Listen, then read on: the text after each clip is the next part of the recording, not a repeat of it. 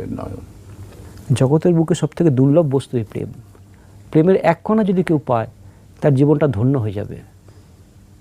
প্রেম হলো সর্বশ্রেষ্ঠ, প্রেমের পরে আর কিছু হয় না। বাবা ঠাকুর বলেন, শক্তির পূর্ণতাই হলো জ্ঞান, জ্ঞানের পূর্ণতায় আনন্দ, আনন্দের পূর্ণতাই হলো প্রেম, প্রেমের পরে আর কিছু নয়।